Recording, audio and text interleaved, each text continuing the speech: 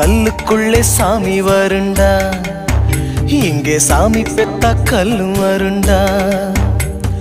அல்லும் பகலும் நம்ம அள்ளி வாழப்பா, தூக்கம் முடிச்சு நித்தம் தூக்கம் கொடுப்பா.